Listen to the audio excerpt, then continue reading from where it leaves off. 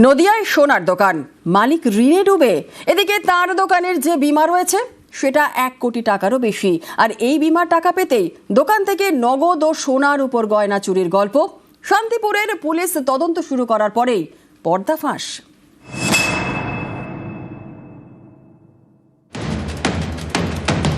ভাঙা হয়েছে শাটারের তালা,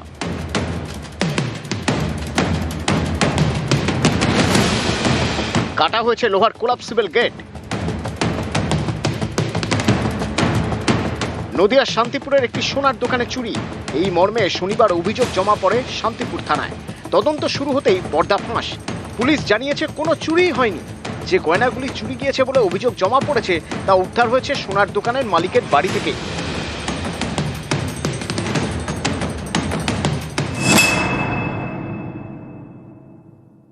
তাহলে পুলিশকে তুমি মিথ্যে কথা বলেছো? আর স্পেসিফাই করে এটা আমি নিজের মনে করে এমনি বলে ফেলেছি, এটা আমি ভুল করে বলে ফেলেছি।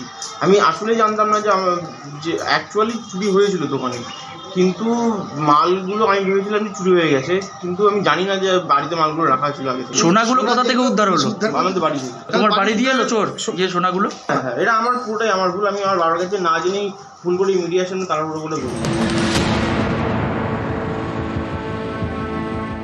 শান্তিপুর রেলবাজার এলাকায় ক্ষিতীশচন্দ্র পালের সোনার দোকান। শুক্রবার মাঝরাতে এই সোনার দোকানের গেট ভেঙে লুট করা হয় বলে অভিযোগ। শান্তিপুর থানায় জানানো অভিযোগে দাবি করা হয় 400 গ্রাম সোনার গয়না, 1.5 কেজি রূপো এবং নগদ 1 লক্ষ টাকা চুরি গিয়েছে। তদন্তে নামে পুলিশ। তারা জানিয়েছে দোকানে থাকা স্পাই ক্যামেরার ফুটেজ সংগ্রহ করা হয়। তাতে দেখা গিয়েছে যে পরিমাণ গয়না চুরি হয়েছে বলে দাবি করা হয়েছে তা দোকানে মজুতই ছিল না। এরপরে দোকানের মালিককে আটক করে জিজ্ঞাসাবাদ শুরু করে পুলিশ। সেখানে তিনি আসল ঘটনা স্বীকার করে নেন। পুলিশ জানতে পারে বাজারে কয়েক লক্ষ টাকা ঋণ রয়েছে সোনার দোকানের মালিকের। এদিকে 1 কোটি টাকার বেশি বীমা রয়েছে দোকানটি। এই বীমার টাকা পেতেই চুরির গল্প সাজানো হয়। ব্যবসায়ীর বাড়ি থেকে শনিবারই সমস্ত গয়না উদ্ধার করে পুলিশ। এরকম কোনো সোনা বা কোনো রূপা সেটা এরকম দোকান থেকে চুরি যায়নি।